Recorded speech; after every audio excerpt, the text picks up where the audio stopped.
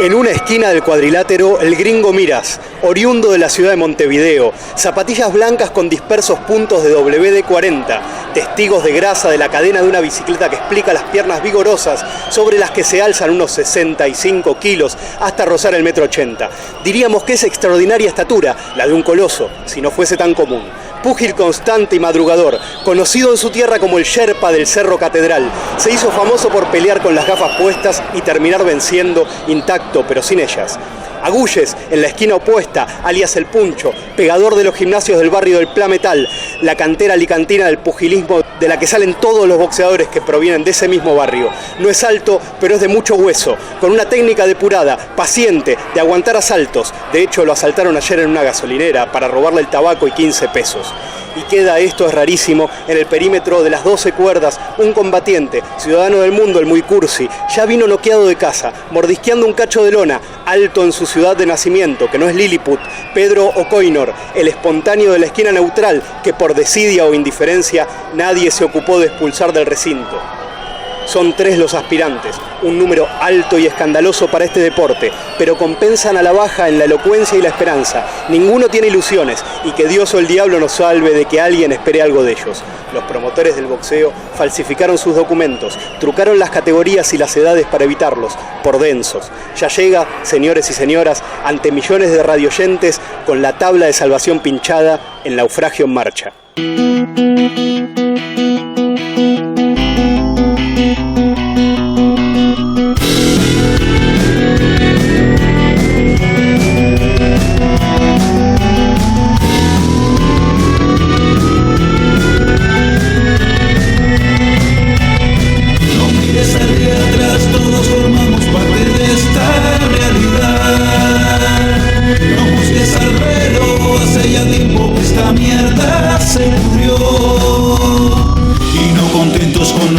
Desgracia, alimentamos cada día esta farsa. Ya no hay nada que hacer, ya está el naufragio en marcha.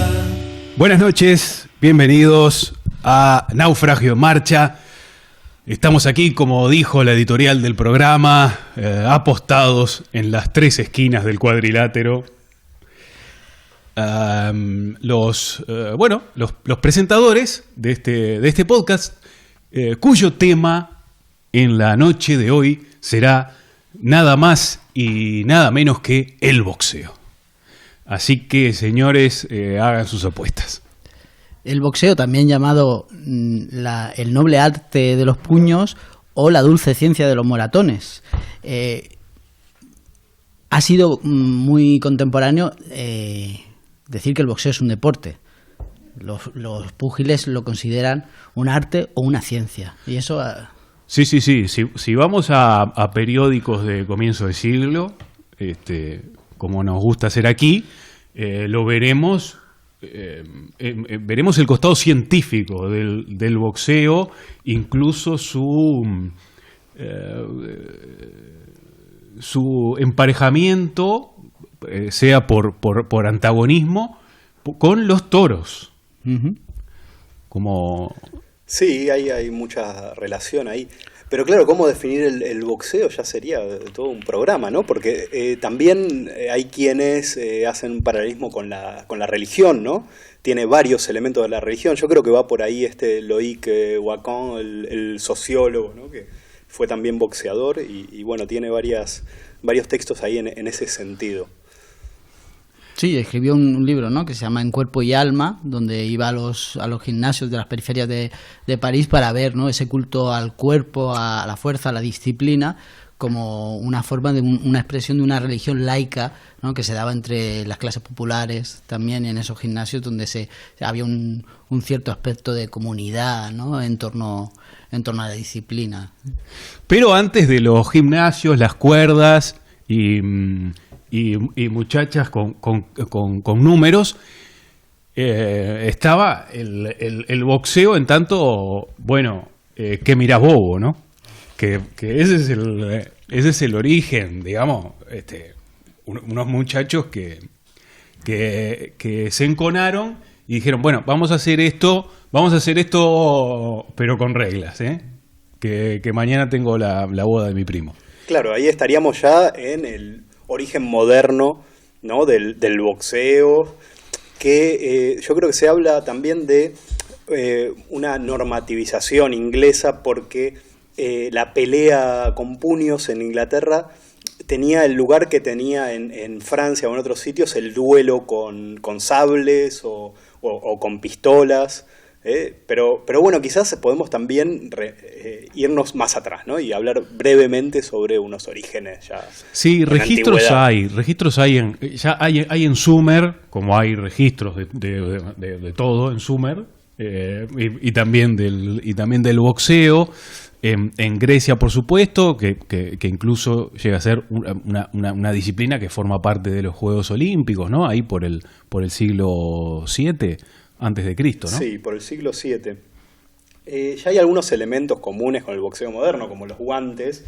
Usaban unos guanteletes de cuero que se llamaban cestos, pero venían un poquito reforzados con láminas de metal, con piezas de hierro. Y claro, la gente terminaba desfigurada. Sí, vamos a decir que las probabilidades de salir vivo de una pelea de boxeo entonces eran del 50%. Que coincide con el ganador. Se habla de una mítica pelea donde Crenos le perforó literalmente el estómago, el vientre, ¿no? a su rival. Bueno, lo dejó hecho una porquería. También estaba entre los etruscos el boxeo, pero en un principio era una actividad de príncipes, no era una disciplina elitista que poco a poco se hizo popular.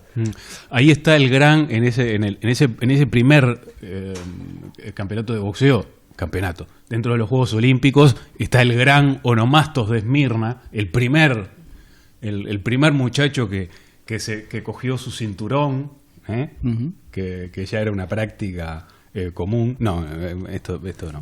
Pero bueno, ahí estuvo Onomastos de Esmirna, que ganó ese campeonato ahí en ese siglo VII, ahí con el 800. ¿Cómo es? 688. 680, sí. Y que al parecer ya describe un poco las normas que deben regular esa práctica. Un asunto que, claro, que va a ser muy importante para el desarrollo del boxeo ya en el siglo XVIII, ¿no? Sí, yo tengo un apunte más sobre el boxeo anterior a la modernidad. Hay algunos vestigios en la península ibérica, y acá ya venía con las legiones, ¿no? Y luego en el siglo XII hay un resto, da testimonio en el monasterio de Silos, un capitel que representa a dos boxeadores en calzones. Está bastante interesante, si lo pueden buscar por ahí. La foto es bastante... Bueno, si pueden ir a Santo Domingo de Silos mejor, a Burgos. Y bueno, y después ya pasamos de lleno a la modernidad, ¿no? Sin escala. Porque en la Edad Media la gente no se peleaba. Ahí en los inicios a finales del siglo XVIII, principios del siglo XIX, lo estábamos hablando antes en la previa del podcast, sacando las referencias. Hace poco leí en un libro de Peter Linebaugh que se llama Roja Esfera Ardiente, que habla de todo el comercio atlántico, la esclavitud, cómo el proceso de industrialización tiene que ver al mismo tiempo con el proceso de acercamientos que se dan de los campos comunes en Irlanda, y él hace una referencia ahí y dice: se populariza el boxeo con las normas del pugilato, se hace popular entre las clases populares y trabajadoras, muchas veces en las prisiones. Muchos de aquellos que se oponen a los cercamientos, que acaban en las prisiones, hay dos deportes o dos juegos que cobran popularidad. Uno es el deporte de pelota, que se hace contra un muro, que es Linebaugh dice es muy sintomático, ¿no? Que es un deporte que se hace contra el muro de la cárcel, que es un muro también simbólico de los cercamientos. Y empezó como un intento de derribarlo, pero bueno, pero no se podía. Claro. Y habla también de que se populariza ahí entre mucha parte de los irlandeses que están en las cárceles inglesas, ¿no? Y ahí hay una tradición, ¿no?, de boxeadores irlandeses ¿no? Y de peleadores irlandeses que ha sido muy fructífera también. Sí, ahí lo tenemos al archiconocido. Bueno, no es, él practica que lo de artes marciales mixtas. ¿De quién hablamos? De McGregor. Muy bien. Claro, es interesante que hay un vínculo con un tema que tratamos ya en otro programa, que es el del circo, ¿no? Cuando hablábamos del circo, que empezaba por fechas parecidas, sí, había un límite, ¿sí? Había un límite que no era el de los muros de una cárcel, pero era el de este círculo, donde se hacían las actividades secuestres y tal. Y bueno, este lugar, además de las cárceles, era las trastiendas de los bares en un principio. Pero siguiendo con el vínculo con el circo, en 1743 hay un tal Jack Broughton, que es un bufón de ferias, es un tipo que también participa, tiene un pie en el circo, bueno, no en el circo propiamente dicho, pero sí en esta especie de atracción popular y tal, que funda una academia donde ya hay apuestas y donde se dan unos combates que todavía no están realmente arreglados. Se habla de combates de 200 y más asaltos, sí, más de 200 asaltos. Ajá. Bueno, sí, porque en principio, por lo que yo había leído hace ya mucho tiempo de esto, y estoy hablando mucho de memoria, pero la idea del cordaje del ring surge de muchos de esos combates no reglados que eran al púgil que quedase en pie, por eso podían durar hasta 200 asaltos. Se hacían muchas veces en los muelles de los puertos o en las trastiendas de las tabernas, y en algún momento alguno de los púgiles tuvo la tentación de irse. De correr, ¿no?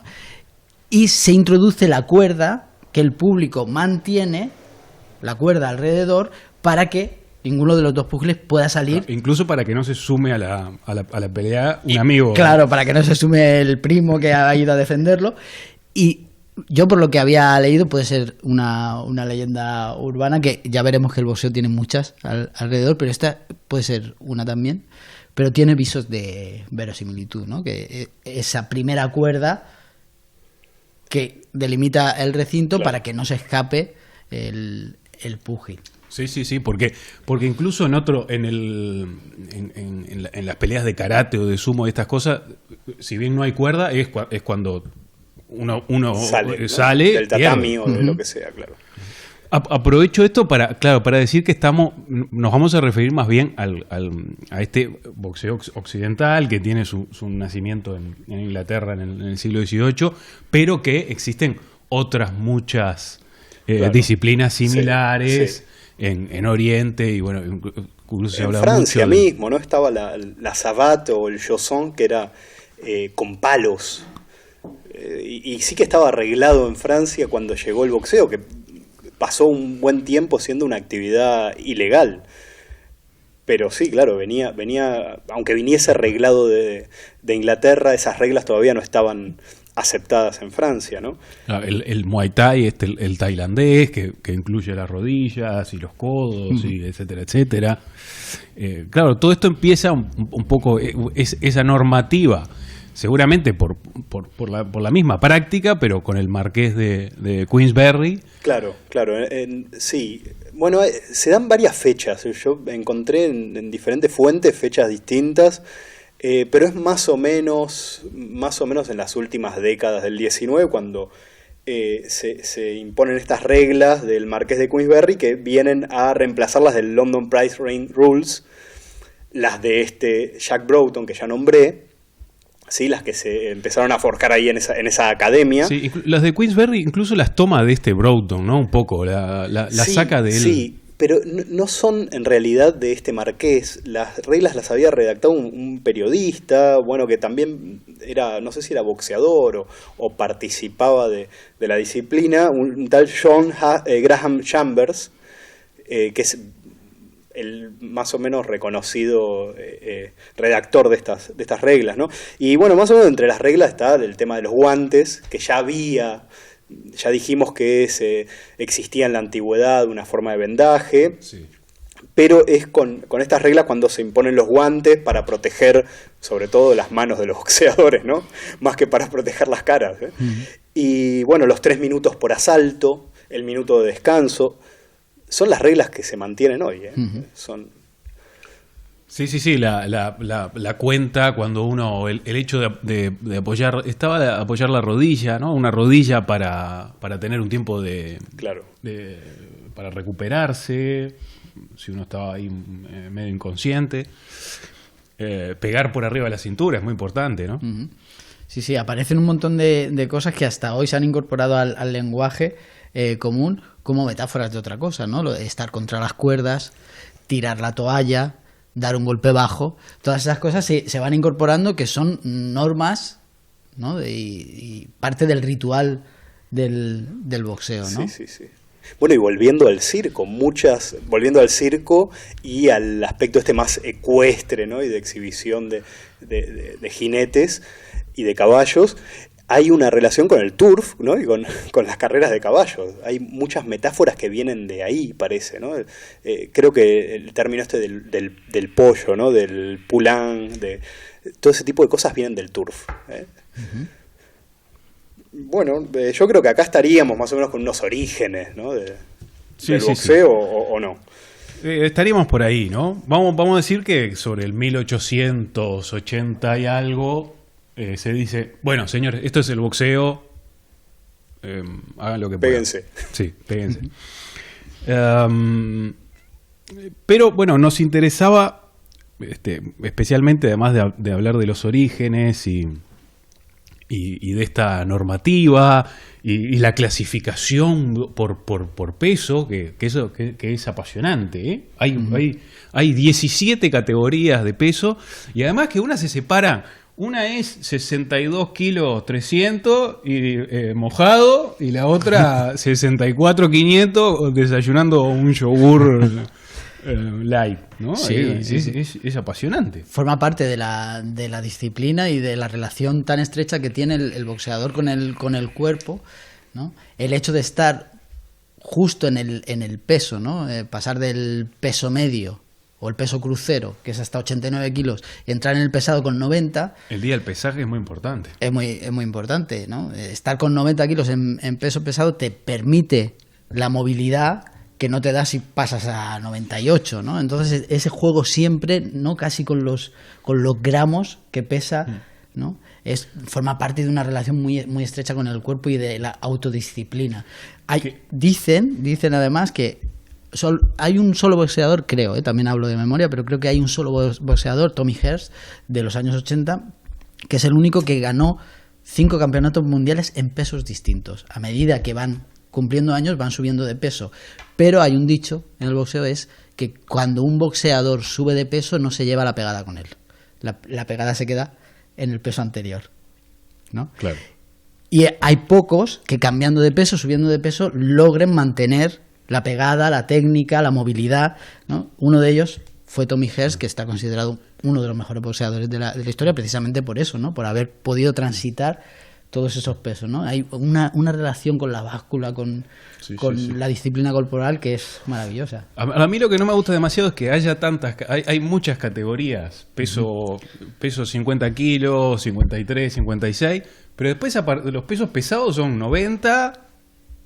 No tiene límite. Y 100 y ya está. Sí. Y después para arriba. Sí. Y bueno, ¿qué pasa? ¿Y por qué no hay esa diferencia entre los muchachos que tienen 120 y 125? Sí, el peso pesado ya no tiene límite. Además, la terminología para designar las distintas categorías es muy bonita, ¿no? Peso mosca, peso gallo, peso pluma, ¿no? Sí. Peso crucero, que es el que está entre el peso medio y el peso pesado, el peso crucero. También está. Ahora, esta relación con el cuerpo, que es una relación casi mística y religiosa, ¿no? Se extiende también a otras cuestiones, al sexo. Esto es explotado en prácticamente toda la literatura y las películas sobre boxeo, ¿no?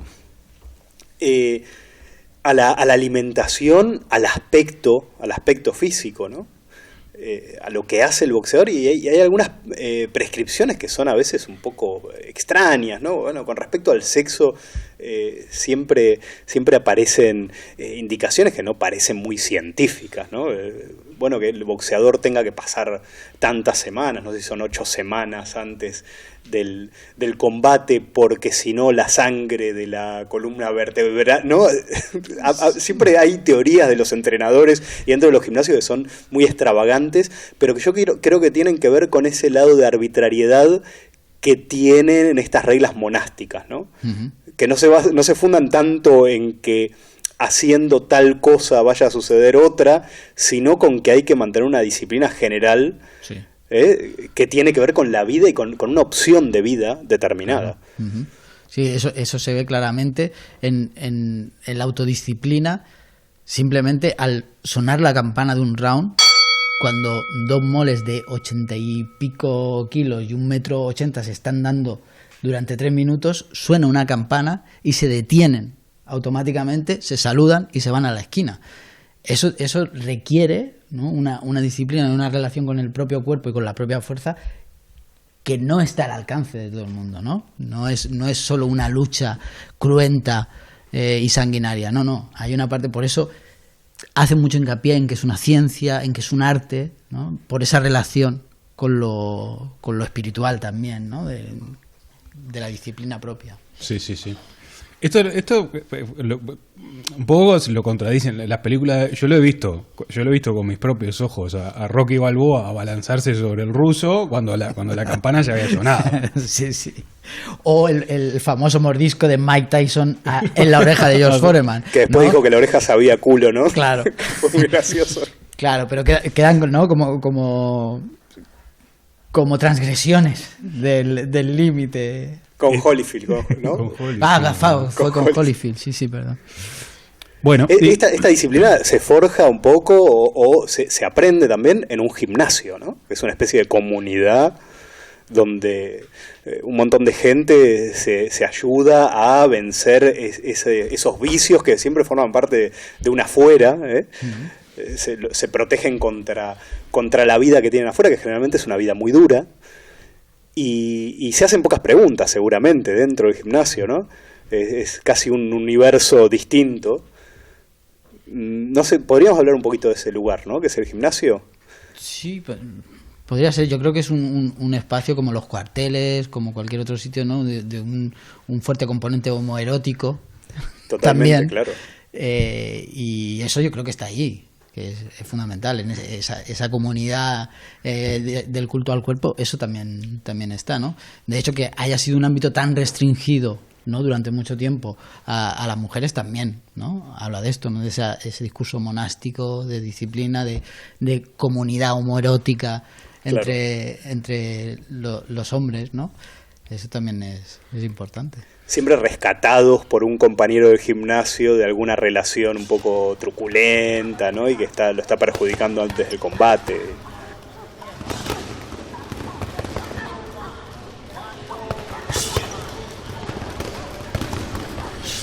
Bueno, queríamos entonces hacer una reseña por algunas de las plasmaciones literarias y cinematográficas que se han hecho en torno a esta ciencia, a este arte. Y bueno, quizás podríamos comenzar por Jack London, ¿no?, que tiene algunos cuentitos que tienen el boxeo ahí como escenario. Uno de ellos, El Mexicano. Sí, El Mexicano es un cuento muy interesante. No es el único cuento de London sobre el boxeo, ni el único texto que tiene, ¿no? Quizás el más conocido es El Combate del Siglo. Pero yo creo que todos estos elementos que fuimos dejando ahora desde los orígenes están plasmados en este combate que relata que es entre un tipo que tiene que conseguir armas para la Revolución Mexicana y Felipe Rivera, ¿no? Felipe Rivera, que es un tipo disciplinado donde los haya, misterioso incluso para los propios revolucionarios, que tiene que conseguir 5.000 euros para conseguir armas, para comprar armas. Sí, parece la Revolución Mexicana ahí está en un momento de quiebre, de sí o no, nos falta esto, y este muchacho también lo que decíamos con respecto a la disciplina, muy, muy frío y silencioso y controlado e introvertido, inmutable, en un momento dice, ¿cuánto necesita? Esto, dentro de 2 semanas, pidan las armas. Creo que es en lo que más insiste London en ese cuento, en la frialdad y en la capacidad de este personaje para quedarse completamente frío frente a un público que lo está abucheando, Sí. frente a un boxeador completamente bromista, ¿no? Que está siempre pinchándolo y siempre, bueno... El yo creo Dempsey que mantiene durante el relato del combate, que le dedica bastante parte, ¿no? a ese combate final, bastante parte del cuento. Está siempre eso, como mantenía la sonrisa el rival de este Felipe Rivera. Mantenía esa sonrisa de cara también al público, como una Ajá. relación con aquellos que lo estaban aupando. Sí, ahí hay una metáfora, ¿no? Él ve en el público al final, esto que hace Jack London es un poco, el efecto, bueno, es un poco dudoso, pero funciona. Ve en todo el público a todos los miserables de México esperando las armas para poder ser libres, ¿no? En la lucha nacional y tal. Bueno, es interesante también pensar que Rivera se entrena para el boxeo por la necesidad, ¿no? Llega realmente con un sparring muerto de hambre que aguanta cualquier cantidad. Aguanta unos pocos rounds, ¿no? En un combate que tiene cuando empieza. En el primero, pero pelea por un plato de comida, ¿no? Y vuelve al otro día y dice, bueno, vamos, quiero seguir. Claro, claro. Pero no tiene ningún entrenamiento profesional para eso, ni muchísimo menos. Claro, por eso yo creo que la figura de los boxeadores y de los púgiles literariamente funciona tan bien, porque siempre aquellos que están dotados de un fin trascendente al hecho de pegarse, aquellos que pueden subir al ring sin estar enfadados, eso es algo que se dice siempre en el boxeo, no te puedes subir al ring si estás enfadado. Toda la ceremonia del pesaje, de que se insultan, todo eso es teatro, tiene una gran componente teatral. Ningún boxeador puede subir con ira al ring, tienen que tener al menos esa apariencia. De hecho, tengo aquí una cita de uno de mis boxeadores preferidos de todos los tiempos, Marvin Maravilloso Hagler, de los años 80, que fijaros lo que dice, campeón mundial de los pesos medios, dice: soy un luchador que anda, habla y piensa luchando, pero trato de no parecerlo. ¿No? Ahí hay una cosa importante, ¿no? De mantener la compostura. Claro, hace poco leía que le preguntaban a Tyson si él se veía que en algún momento podría tener otro combate o por qué ya no hace eso. Y más allá de esa compostura que se mantenga ahí, él dice que es porque ya no tiene esas ganas de matar a su contrincante, que ya no tiene esa furia, sea más o menos contenida. Sí. Quiero decir, pero eso está ahí. No, es que ya veo al otro y no tengo ganas de arrancarle la cabeza. Claro. Por eso no puedo pelear más. Es que Tyson, aquí tengo una cita de Tyson, justo, peso pesado, ¿no? Fijaros lo que dice Marvin Hagler, un tipo de boxeador muy concreto, y lo que dice Mike Tyson, que ya es otro tipo de boxeador. Dice: trato de darle a mi adversario en la punta de la nariz porque intento hundirle el hueso en el cerebro. Ahí estamos hablando de otro tipo de boxeo, ¿no? Son dos formas de entender. Otro tipo de carácter, sí. Sí, bueno, yo saqué un librito de la biblioteca sobre el boxeo de Girard y Meyer, donde hay unas páginas dedicadas a un cambio que se da en la disciplina y que va un poco en la dirección esta, ¿no? De Mike Tyson, y muy ligada al boxeo como negocio. Pero este tipo habla particularmente de la figura de Jack LaMotta, ¿no? Uh-huh. Del fajador, dice. Que esto era algo que no existía antes como tal, ¿no? El tipo que iba a darlo todo. No sé qué decías vos antes, ¿no? De esto, de que es que parece que esté hecho para recibir golpes y que desee que... Claro, de Jack LaMotta, que es el toro salvaje la película de Robert De Niro, bueno, que protagoniza Robert De Niro, está basada en las memorias de Jake LaMotta, conocido como el toro del Bronx o toro salvaje, porque agachaba la cabeza y iba contra el castigo que le venía del otro púgil, con muy poca técnica, mucho pundonor, aguantando todo ese castigo, y casi todos sus rivales los derrotaba por agotamiento, porque era una embestida detrás de otra. Precisamente Jake LaMotta pierde con el que está considerado uno de los mejores púgiles de todos los tiempos, que es Sugar Ray Robinson, que se caracterizaba, entre otras cosas, porque bailaba claqué. Y era técnicamente exquisito, por eso lo llamaban Sugar, ¿no? El apodo, era un boxeo dulce. Claro, Jake LaMotta era todo lo contrario, era alguien del que decían, mientras está boxeando, parece que considera que no merece vivir. Claro, en el combate de Sugar Ray Robinson con Jake LaMotta se enfrentan esos dos. Se enfrentan Mike Tyson y Marvin Hagler. Es como esa... Dos escuelas, ¿no? Sí, como dos escuelas. Diríamos que son casi dos arquetipos, ¿no? De lucha y de actitud ante la vida también, ¿no? Se podría decir. Que es un perfil como el de ya mentado Rocky, que va un poco así también. Es un tipo que no es muy exquisito ni muchísimo menos, solo tiene aguante y tiene ganas. Y otra cuestión, ya que estábamos hablando antes de Jack London, es la del racismo, ¿no? La cuestión de la raza y el boxeo, ¿no? Que me parece que es fundamental. En el combate del siglo, que es la crónica del combate entre Jeffrey y Johnson, ¿no? Bueno, hay una cuestión racial fundamental ahí, ¿no? Que es la de un boxeador campeón que quiere guardar el título, donde en un momento en el que los boxeadores podían evitar pelear con otros boxeadores negros, ¿no?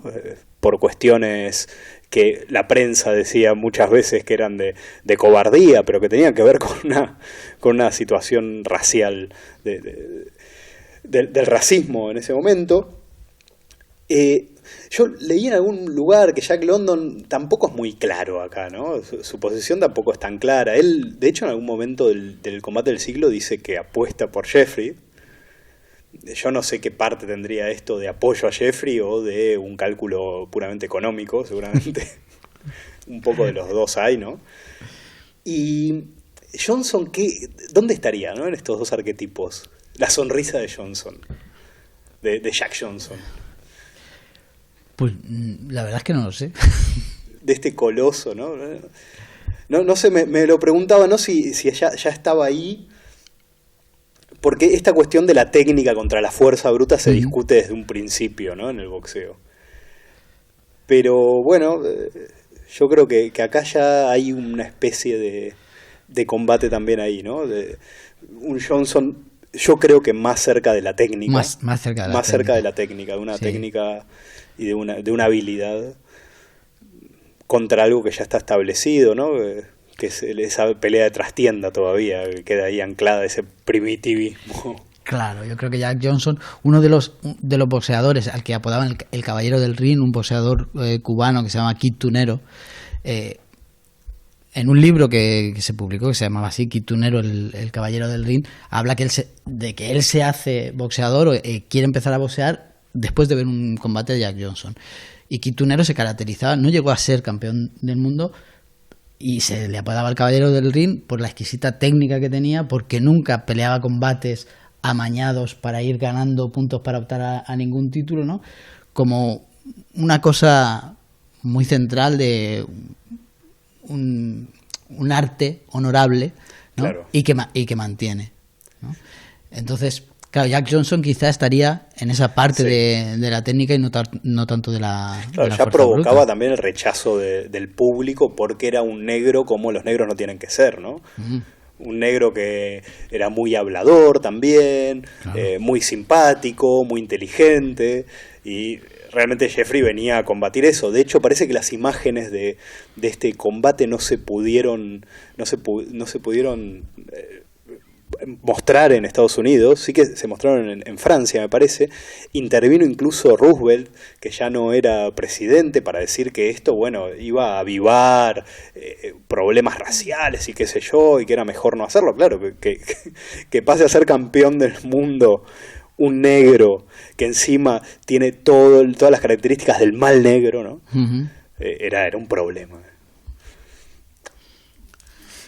Sí, de todas formas, claro, resulta bastante seductor ese otro perfil y para la narrativa, yankee, que ha explotado eso mucho, como en Toro Salvaje, por ejemplo, ese perfil del muchacho que aguanta, que tiene ese otro fin y por eso triunfa, porque trasciende esto como también una cuestión de ascenso social o de salir del lugar, y una cosa que se ve en la película, en Fat City de John Huston, que incluso Fat City, eso parece que proviene del slang que hace referencia a escapar del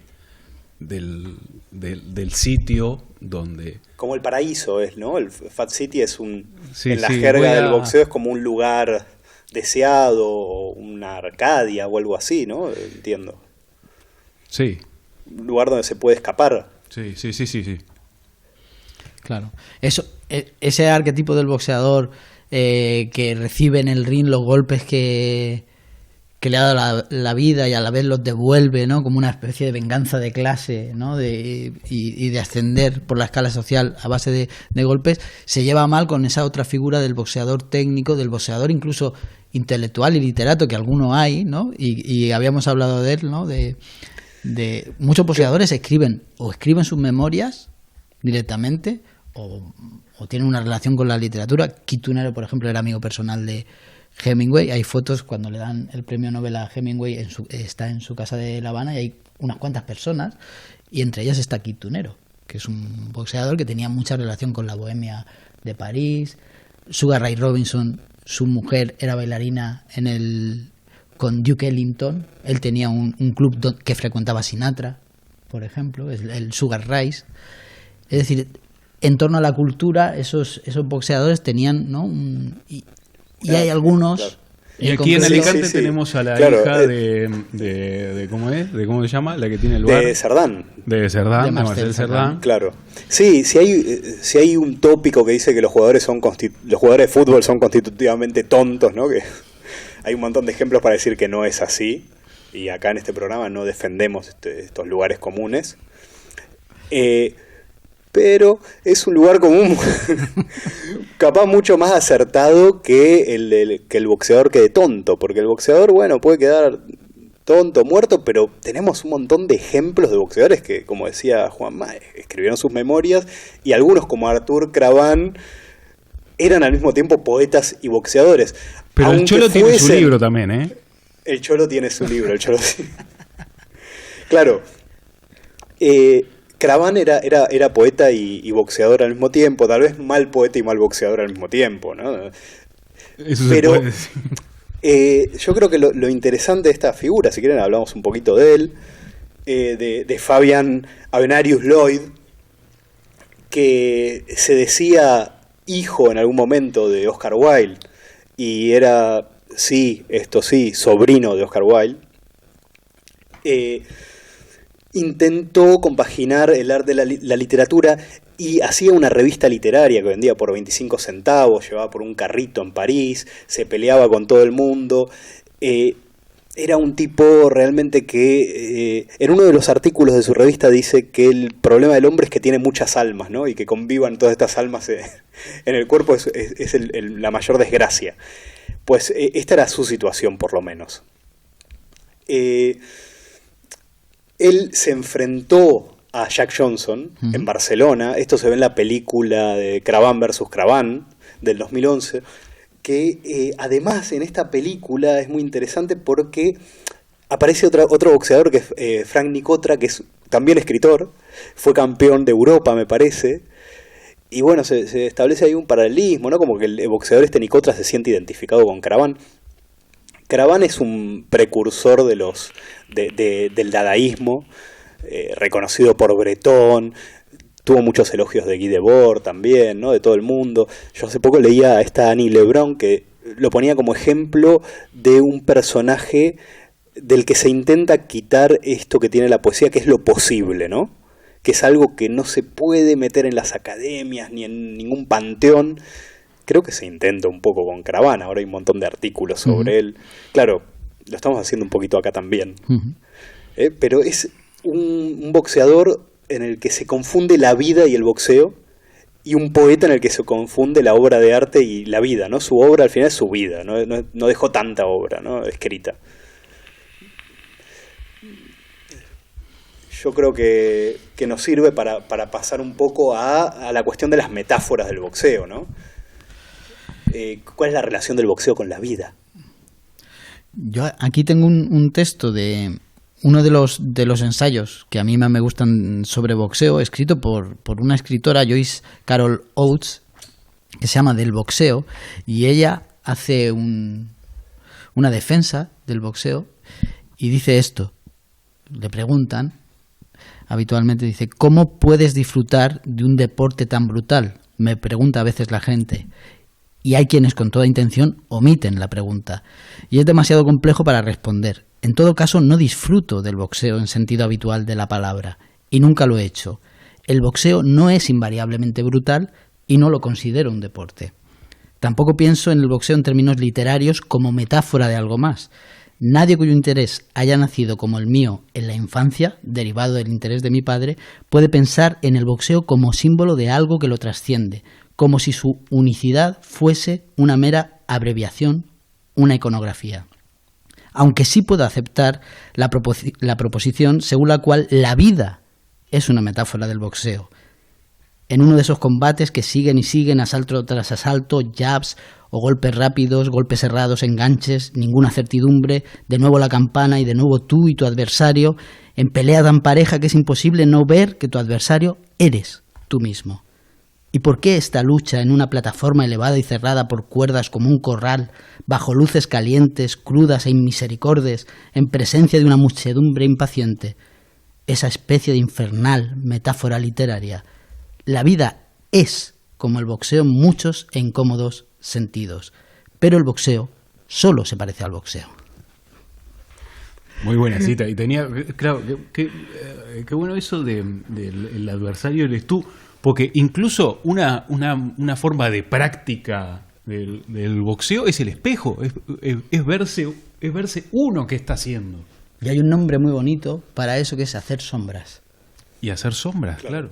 Hay algún sombrita también, ¿no? De un boxeador. Ah, sí. Sí, lo veía el otro día.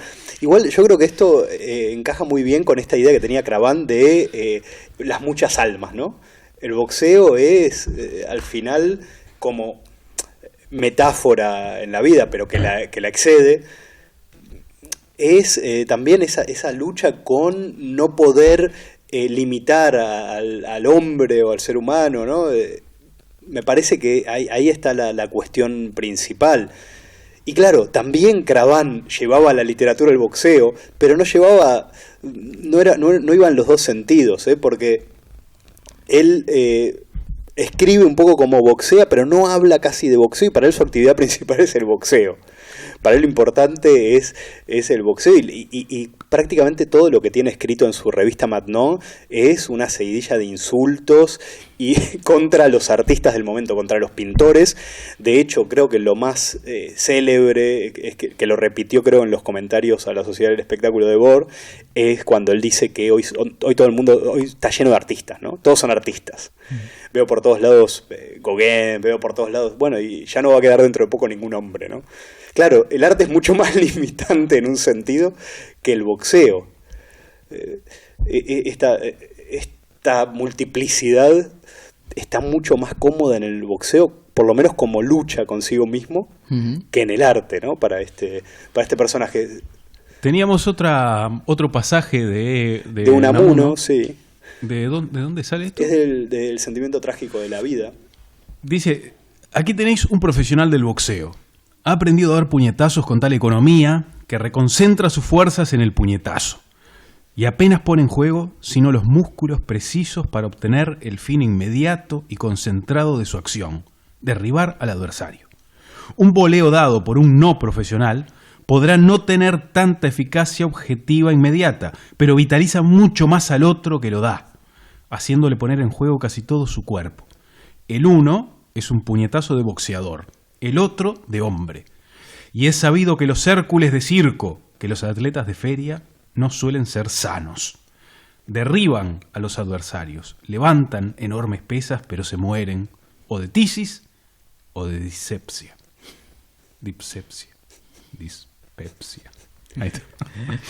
Es un contraejemplo, ¿no? Al final Unamuno es el Unamuno antipático que siempre aparece en algún lado. Sí, no le guarda mucho afecto a los boxeadores. No, pero justamente por eso, porque Sí. los ve más por el lado limitante y no por esa multiplicidad, ¿no? Y por esas contradicciones que están en una persona que se expresan también en las biografías de los boxeadores y en todo lo que hemos hablado hasta ahora, ¿no?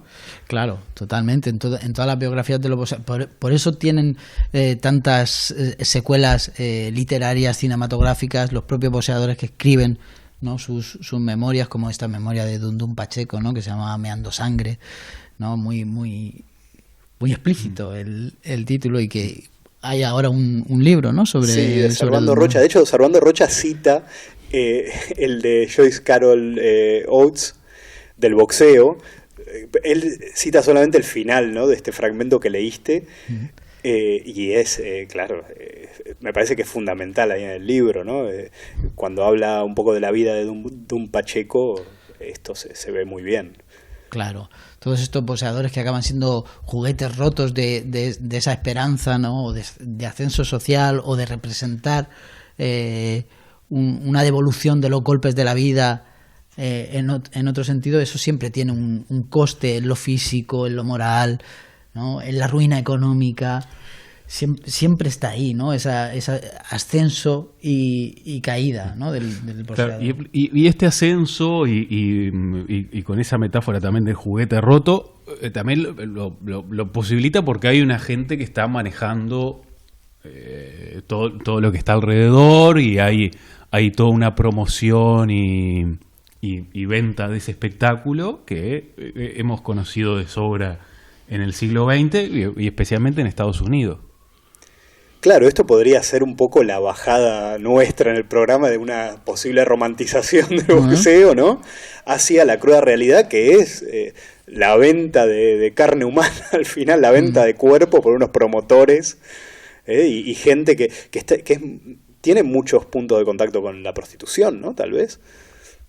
Como única salida de gente que, bueno, no puede hacer más que vender al final su cuerpo. Yo creo que ahí hay un punto en común, tal vez.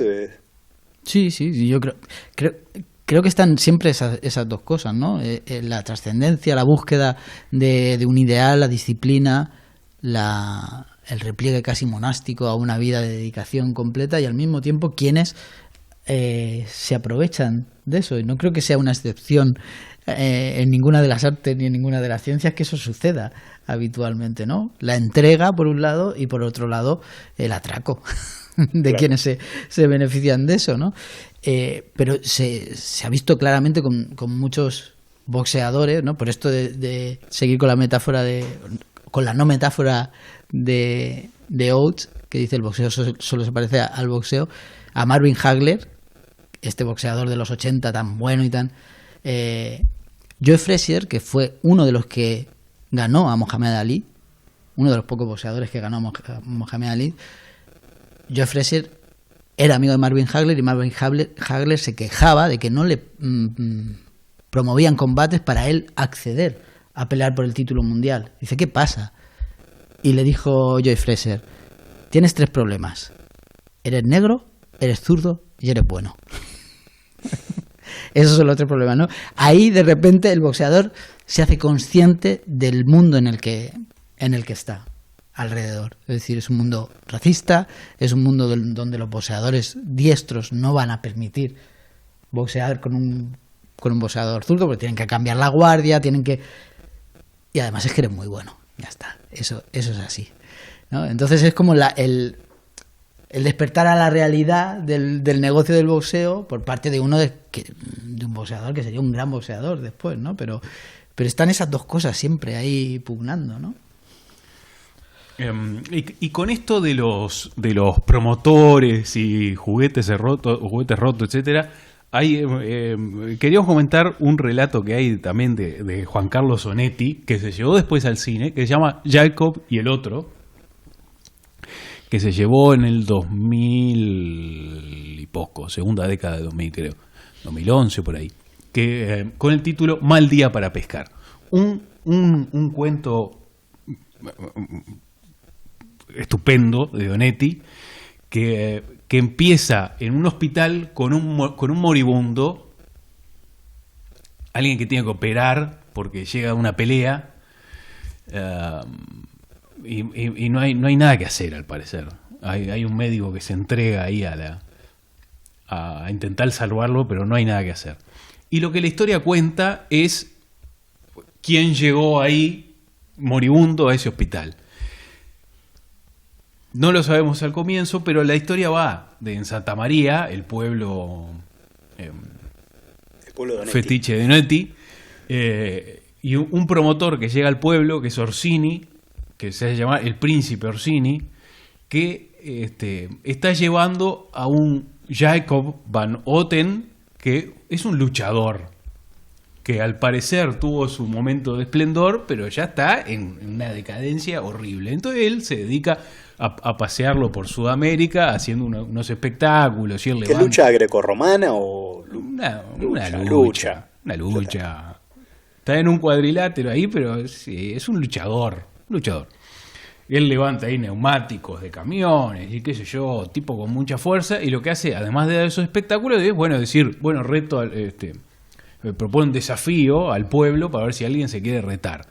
Pero ¿qué pasa? Lo reta un muchacho, un tal Mario, el turco que lleva un almacén ahí en Santa María, pero que es un gigante descomunal este Mario. Y entonces Orsini lo que ve ahí es que Jacob va a perder y se le va a acabar el negocio.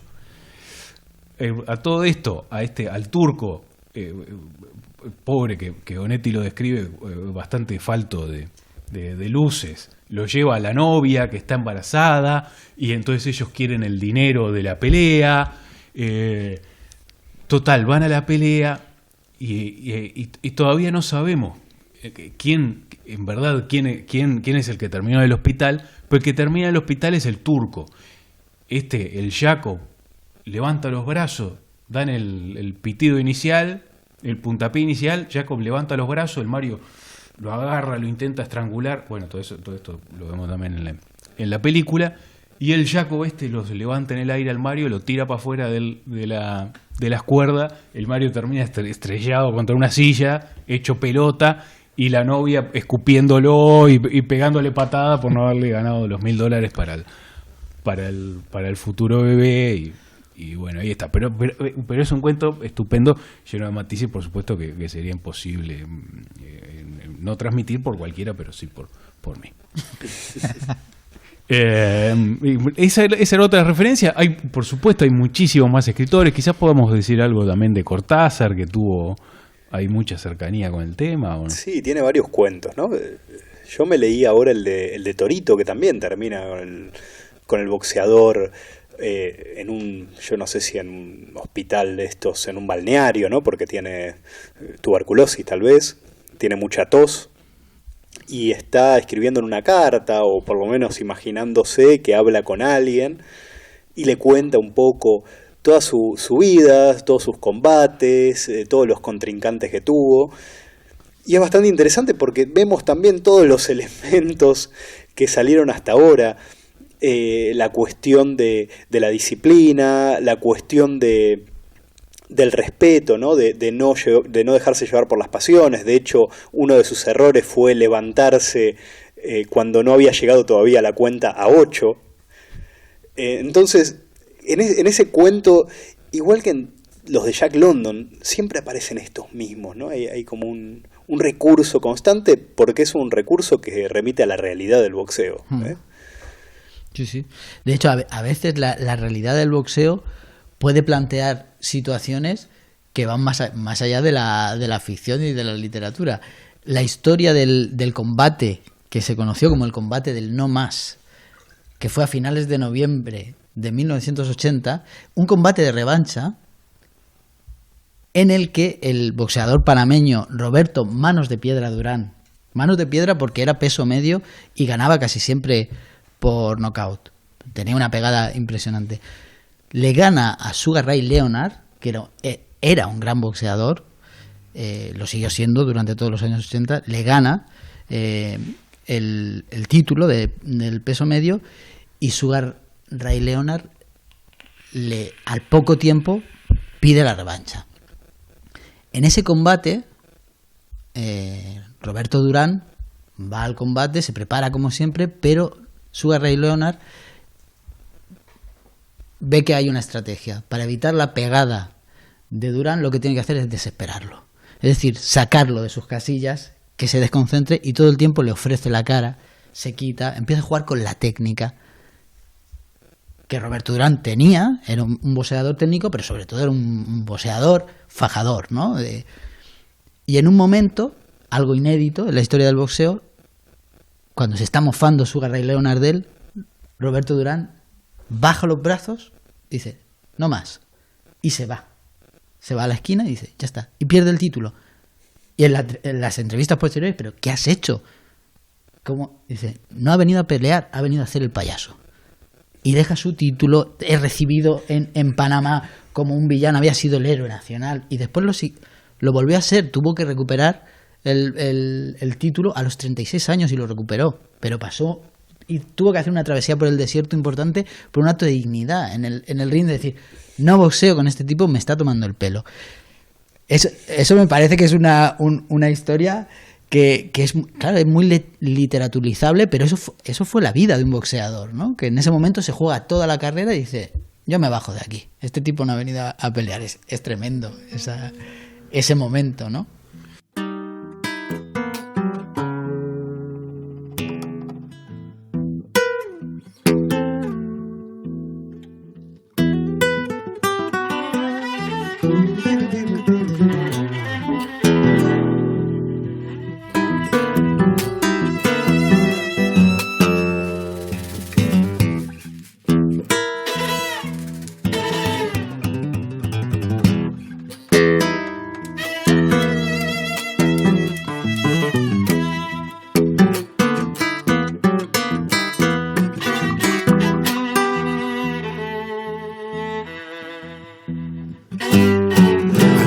Se hacen los locos, otros serán de verdad. Y habrá locuras profundas si quiere profundizar.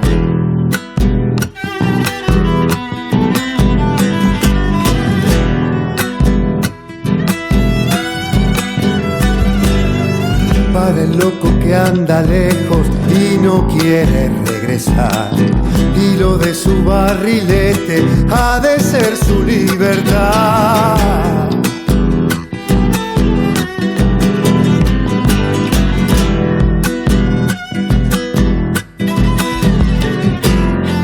Y la esperanza al cerrojo de su cárcel de cristal, para el loco que se encierra a no ver, a no encontrar. Chacarera de los locos, los que no tienen asilo, mastican sus pensamientos y andan con el alma en vilo.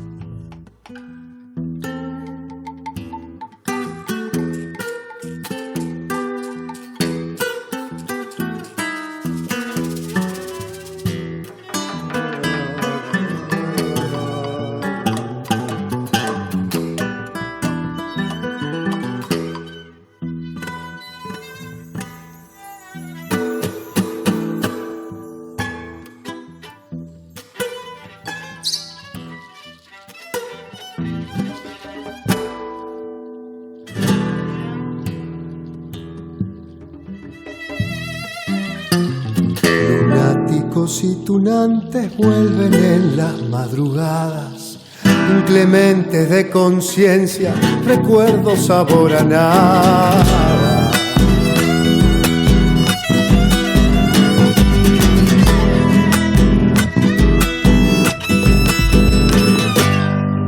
no le aparte la mirada, el loco quiere mirar. Si tal vez en lo profundo no haya tanta oscuridad.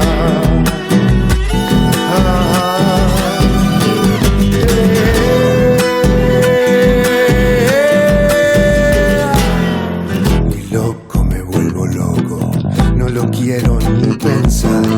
Y por eso es un secreto mi deseo de volar. Chacarera de los locos, de poetas y suicidas. Todos tenemos un poco en el fuego de la vida. Bueno, muy bien. Ya nos queda muy poquito tiempo, así que teníamos otras referencias quizás por compartir. Podríamos haber hablado algo del Potro de Vallecas, de alguna otra pelea también. Bueno, qué sé yo. Ya nos pelearemos de nuevo en este podcast, pero queríamos despedirnos en estos minutitos que nos quedan, contando nuestra travesía hacia la biblioteca pública de ahí de Paseo Ramiro, porque es la que nos llena el alma de actualidad, ¿no? Tenemos ahí un muchacho que nos da los periódicos. En este caso nos dio, le dijimos, bueno, estamos haciendo un programa de boxeo, no sé qué. Sí, tengo La Libertad del 15 de noviembre de 1929. Es increíble cómo maneja la referencia, es impresionante. Rabiosa actualidad siempre. Y dijo, sí, habían hecho un programa de circo, ¿no? Sí. Y dijo, bueno, porque en el circo Price, ya mentado aquí, se presentó por estas fechas el canguro boxeador Aussie. Así que miren la crónica de esto. Y entonces dice así, ¿no? Cambio de programa con algunos números de efecto en el Price. Aussie, canguro boxeador, al que, bueno, no le hemos dedicado nada, pero merecería sus cosas, ¿no? Un canguro, el canguro boxeador, que ya no será familiar en la película.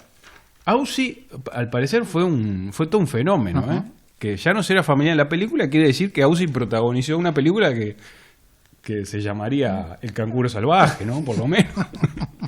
Se presentó anoche en Price entre una expectación muy merecida. Aussie es acaso uno de los números más sorprendentes que se exhiben en la pista, y es decir, mucho. Magnífico ejemplar de su raza, de los canguros, no de los boxeadores. Su papel de boxeador lo ejerce de tan espléndida manera que el público se interesa de verdad en el combate. Eso me gustó. No vine acá porque hay un canguro, de verdad me interesa el boxeo. Con el campeón australiano también, claro. Porque si nos vamos a pegar entre iguales, ¿no? Claro. Sostenido con el campeón australiano Lindri Fabre, que no dice de qué raza es, no sabemos qué es. Claro. Puede ser. Porque el canguro también era australiano, quiero decir, tampoco. Celebrando los 4 rounds de que constaba la prueba. Con Aussie debutaron también John Lewis, equilibristas que trabajaban, bueno, qué sé yo. Hay unas cosas más, ¿no? Pero ahí tenemos el canguro Aussie que incluso nos dijo, no lo vamos a poder contar hoy para todo el público, pero bueno, hay también la crónica de Madrid, ahí en 1929, que se titula Aussie, campeón australiano, y lleva de subtítulo Un boxeador incorrecto. Hostia. Y bueno, y hay con algunos epígrafes, este es realmente muy seductor, a ver si hacemos otra de pelea, lo vamos a traer, porque se divide en epígrafes de teoría, espectáculo y interview. Entrevista con el canguro, ¿no? Si ello resulta el cuerpo de el hecho de humanizar a Aussie como a un loro parlanchín no ofrece, y lo siento, novedad. Pero el hecho de entrevistar a su educador tampoco. Bueno.